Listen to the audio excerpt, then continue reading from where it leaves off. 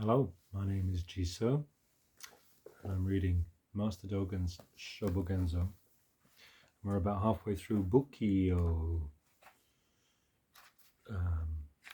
chapter 52, the Buddhist Sutras, and Dōgen is talking about people who don't think you need to read the Buddhist Sutras. They're a waste of time. You should just sit. So the end of the last paragraph, never insult the Buddha's right Dharma on the basis of such sparse understanding. Nothing could have more virtue than the Buddhist Sutras, which are sound and form itself. Sounds and form delude and disturb those others who in any case still crave them. The Buddhist Sutras do not delude and disturb those others. They should never insult the Buddhist Sutras in their disbelief.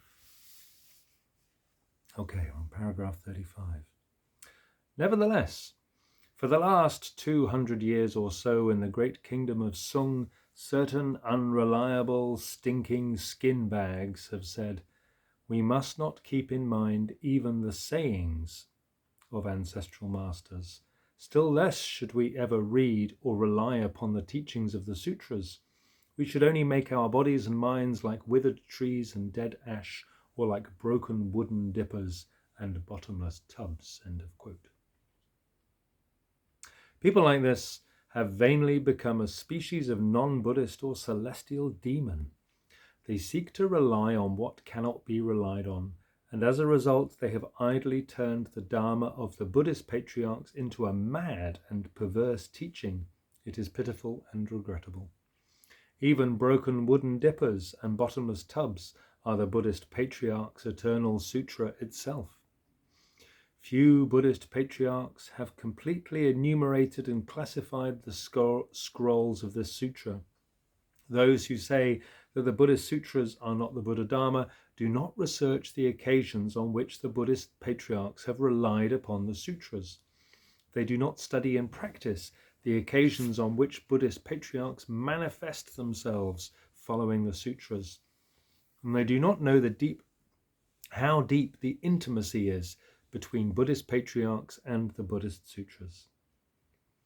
Unreliable people like this are as common as rice, flax, bamboo and reeds.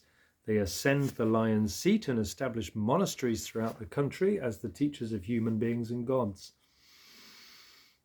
Because the unreliable have learned from the unreliable, they know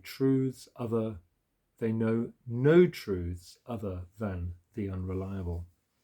And because they do not know the truth, they do not aspire to it, but they pass from darkness into darkness. A great phrase. It is pitiful.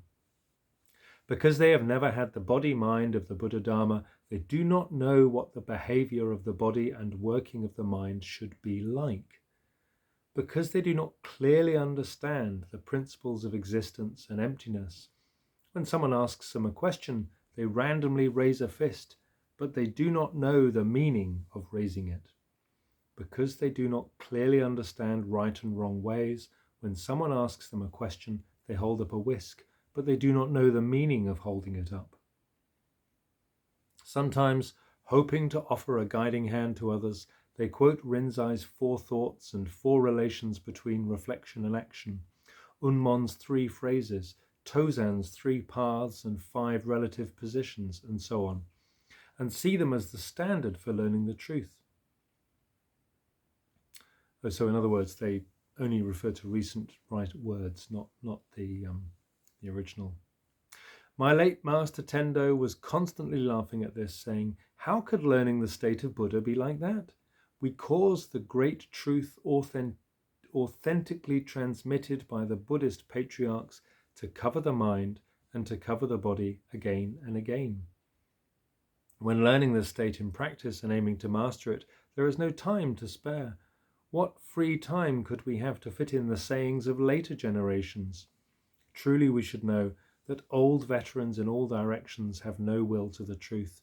It is evident that they do not learn in practice the body-mind of the Buddha Dharma.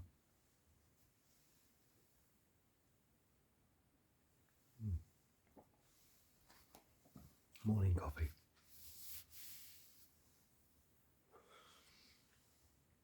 My late master's preaching was like this. Truly, Rinzai was a junior in Obaku's order. He received 60 strokes of the staff before he eventually visited Daigu and had the conversation about the mind of an old granny under the influence of which he reflected on the past conduct and went back again to Obaku. I've got to hear the story about the old granny. These characters are taken from the story of Master Rinzai's practice under Masters Obaku and Daigu, which is recorded in Shinji Shōbōgenzō Part 1, number 27. Maybe I should read that next. Master Dōgen also describes the episode in Chapter 30, Gyoji. I must have read it then. Rinzai was in Obaku's order for 3 years. Pursuing the truth with pure simplicity, 3 times he asked Obaku, at the instruction of the Venerable Patriarch Chin from Bakusu district, what is the great intent of the Buddha Dharma? Whereupon he tasted the master's stick again and again, 60 times in all, yet his zeal was not diminished. Then he went to Daigu and realized the great state of realization. There was the old granny in that. Okay. Anyway.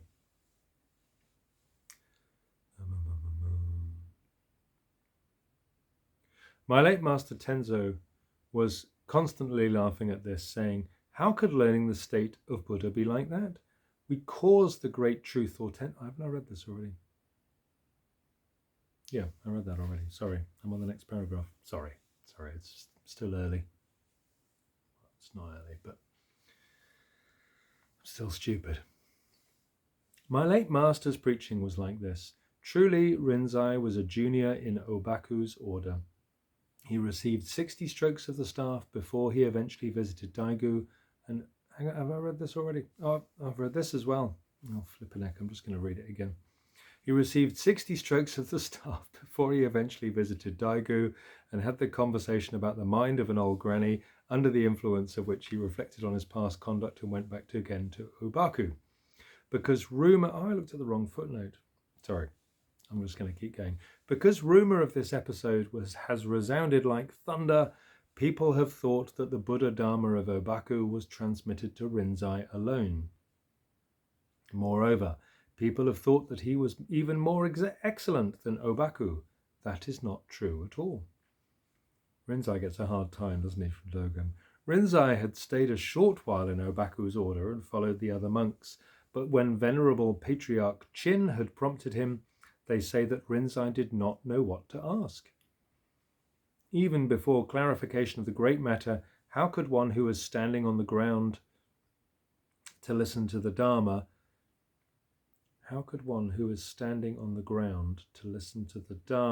as a profound devotee of learning and practice, be dumbfounded like that? We should know that he is not of the highest makings. And poor old Rinzai. Further, Rinzai has never had more zeal than his master, and sayings of Rinzai that surpass those of his master had never been heard. Dear.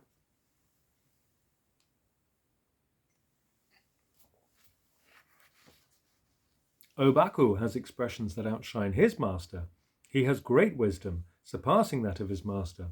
He has expressed truth never before expressed by Buddhas, and he has understood Dharma never before understood by patriarchs. Obaku is an eternal Buddha who transcends past and present. He is even higher than Hyakujo, and he is even more of a genius than Baso. Rinzai does not possess such excellence of spirit. Why? Because Rinzai does not express any saying that has never been expressed before, even in a dream. He seems only to understand the many forgetting the one, or to realize the one forgetting the many. How could we see the 4 thoughts and so on as criteria for learning the Dharma? Didn't we have the 4 thoughts earlier?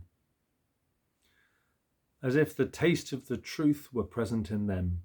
Unmon is a disciple of Seppo, though he has been able to operate as a great master to human beings and gods. It must be said that he is still at the learning stage. Dear. How could we esteem these as having attained the root? They may be nothing more than sorry offshoots. Before Rinzai had arrived,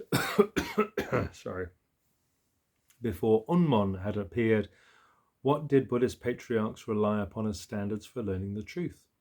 So remember, in the houses of Rinzai and Unmon, Buddhist conduct of the truth is not transmitted. Because people lack that which can be relied upon, they randomly expound such outlandish and confused theories. Such fellows recklessly ridicule the Buddhist Sutras. Others must not follow the habit. If the Sutras were to be discarded, Rinzai and Unmon might also need to be discarded. If we cannot rely upon the Buddhist Sutras, we are without water to drink and without a dipper to scoop water. There again, the founding patriarch's 3 paths and 5 relative positions as kernels of the truth are beyond the area which the unreliable can know. He has received the authentic transmission of the fundamental principles and has directly indicated Buddhist conduct. His can never be the same as other lineages.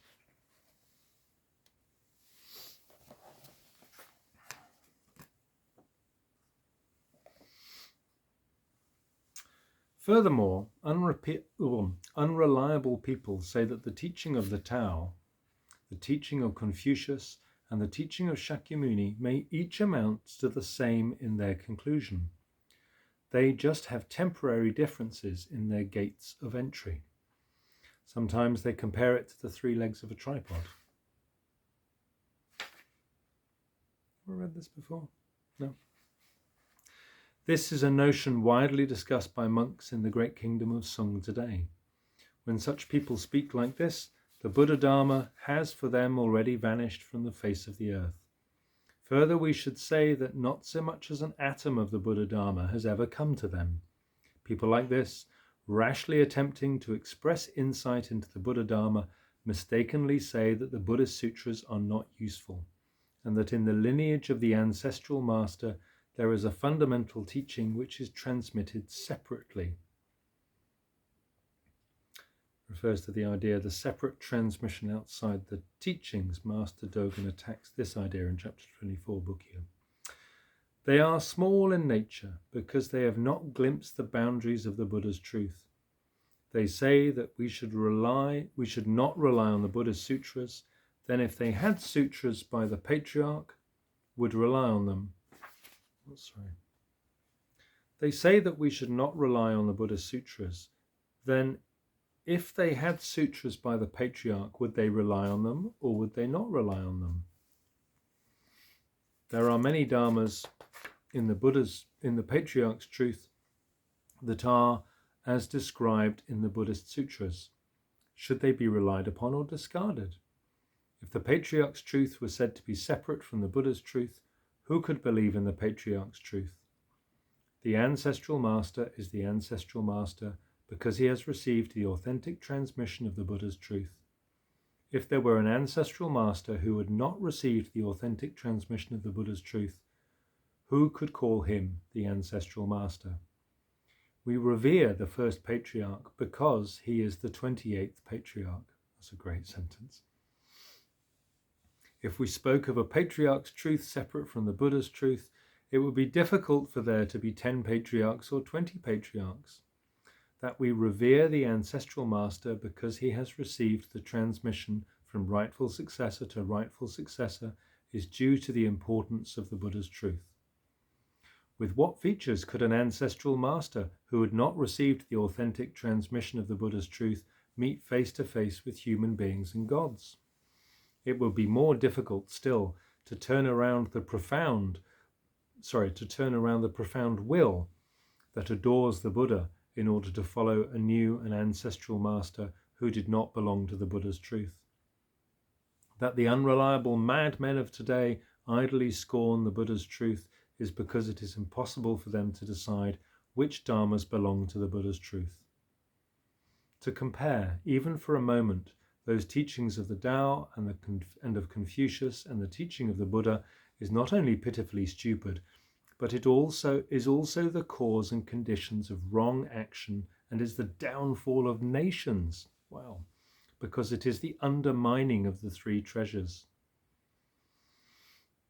The truths of Confucius and Lao Tzu can never match the state of an arhat. how much less could they equal the state of balanced realization or the states of fine realization? Those are the penultimate and ultimate states of a bodhisattva. In Confucianism and Taoism, they are able barely to discern in astronomical phenomena the vision and hearing of saints, but it is hard for them to clarify, in one life or in many lives, the cause and effect of the great saint. They are able barely to discern in non-doing the movement and stillness of the body-mind, but they can never clarify in the limitlessness of the moment. What a great phrase. The moment of the present, which is completely cut off from past and future. The limitlessness of the present. They can never clarify in the limitlessness of the moment the reality of the whole universe in the 10 directions. In short, the inferiority of the teachings of Confucius and Lao Tzu to the teaching of the Buddha does not deserve to be discussed in terms of separation of heaven and earth. Randomly to discuss them as one is to insult the Buddha Dharma and to slander Confucius and Lao Tzu. Though there is some accuracy in the teachings of Confucius and Lao Tzu, how could the old veterans of recent times understand even a fraction of them, much less grasp them as a great handle upon 10,000 ages? In those teachings too there is instruction and training which the flotsam of today could not easily enact. There is no one who could even attempt to practice them. Not even a single atom can be identified with another atom. How much less could the late learners of today determine what the profound and mystical Buddhist Sutras are? Not clearly understanding either of two factors, they just randomly express outlandish theories and confused words about unity. This is a bit of a rant, isn't it? Dōgen likes a bit of a rant. In Great Sung China today, such people sign their names under master's titles and occupy positions of temple master. Without shame before the past and present, they stupidly make nonsense of the Buddha's truth. It is difficult to permit that the Buddha Dharma is present in them. Old veterans like these, down to the last person, say, Buddhist Sutras are not the original intention of the Buddha's truth. The Patriarch's transmission is the original intention. In the Patriarch's transmission, the mysterious, the profound, and the fine have been transmitted. Words like these are stupid in the extreme. They are the talk of madmen. Hence the silly voice. There is no mystery in the authentic transmission from the ancestral master that differs from the Buddhist Sutras, or even from a single word, or half a word therein. Both the Buddhist Sutras and the Patriarch's truth have been authentically transmission and have spread from Shakyamuni Buddha. The Patriarch's transmission has been received only by rightful successors from rightful successors. But how could rightful successors not know? And how could they not clarify? And how could they not read and recite the Buddhist Sutras? A past master says, you delude yourself with the Sutras do not delude you. Sorry, I'm not sure I should have done the silly voice for that. There are many stories about past masters reading sutras. I would like to say to the unreliable as follows. If, as you say, the Buddhist Sutras should be discarded, then the Buddha's mind should be discarded and the Buddha's body should be discarded. If the Buddha's body-mind should be discarded, the Buddha's disciples should be discarded. If the Buddha's disciples should be discarded, the Buddha's truth should be discarded. If the Buddha's truth should be discarded, how could the Patriarch's truth not be discarded? If you discard both the Buddha's truth and the Patriarch's truth, you might become one person with a shaved head among 100 secular people. Who could deny that you deserved to taste the stick? Not only would you be at the beck and call of kings and their retainers, you might also be answerable to Yamaraja. Yama is the name of the god supposed by ancient Indians to rule the spirits of the dead.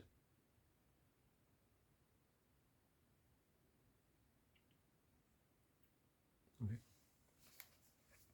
Let's press on. It's quite a long one, this. Recent old veterans, on barely obtaining a note from a king or a retainer, proclaim themselves to be masters of Buddhist temples, and on this basis they speak the insane words described previously. There is no one to tell right from wrong. It's a pretty key statement, isn't it? Only my late master laughed at these people, whose wrongness was totally unrecognized by the old veterans of other temples. In general, we should not think that because monks are from a foreign land, they must inevitably possess clear understanding of the truth, or that because they teach the emperor of a great nation, they must inevitably have accomplished something. The living beings of foreign lands do not all have the makings of monks. The good ones are good, and the bad ones are bad. It may be that types of living beings are the same in the limitless triple worlds of the universe. That's a bit of a thinker. Furthermore, those who possess the truth are not always chosen to become the teachers of Furthermore, those who possess the truth are not always chosen to become the teachers of the emperors of great nations. Emperors also have difficulty knowing who possess the truth. Isn't that true? They make appointments merely on the basis of the recommendations they hear from their retainers. In the past and present, there have been emperors' teachers who possessed the truth, and many emperors' teachers who did not possess the truth. In a corrupt age, those appointed are people who do not possess the truth. That's still true today. In a corrupt age, those not appointed do possess the truth. What is the reason? It is because there are times in which a true person is known, and there are times in which a true person goes unknown. We should not forget the past example on Mount Obai of Jinshu. Acharya Jinshu died 706, successor of Master Daimon Konin. He was the most excellent of 700 monks in the order of Master Daimon Konin on Obai Mountain, but could not match Master Daikan Ino, who was living in the temple as a labourer. Posthumously titled Zen Master Daitsu. Great. We should not forget the past example on Mount Obai of Jinshu. Jinshu was the teacher of emperors. He lectured on the Dharma before bamboo screens and preached the Dharma before bamboo blinds. Screens and blinds were to veil the emperors from view. Thank you. Moreover, he was the highest ranking of 700 noble monks. We should believe in the past example of Obai of temple servant Ro, the family name of Master Daikan Ino. By changing his occupation from woodcutter to temple servant, he had escaped from hauling firewood. Still, he made it his job to pound rice. That this position was low is regrettable, but his leaving of secular life and transcendence of monkhood, his attainment of the Dharma and reception of the robe are an example unheard of since ancient times and absent even in India and the West. They are rare and noble precedent set only in the eastern lands. It seems that even the 700 noble monks could not measure up to him, and that the dragons and elephants of the whole country could not follow in his traces. He is the Buddha's rightful successor, having properly taken his place in the succession as the 33rd patriarch. If the 5th patriarch were not a good counsellor with the ability to know a person, how could it be so? Consider a truth such as this quietly. Do not be hasty about it. Hope to get the ability to know people. To fail to know a person is a calamity for self and others, and a calamity for the whole nation. Wide knowledge and skill in handling important matters are not necessary, but we should urgently seek the eyes to know a person and the ability to know a person. Without the ability to know a person, we will sink into depression for long ages. In conclusion, we should know that in the Buddha's truth, There are inevitably Buddhist sutras. We should learn in practice, as the mountains and the oceans, their universal text and their profound meaning, and we should make them our standard for pursuing the truth. Shōbōgenzō Bukkyo preached to the assembly while lodging at Kippoji Temple in the Yoshida district of Eshu in the 9th lunar month in the autumn of the first year of Kangen 1243. Oh, that was quite a long one. Thanks for listening. Take care.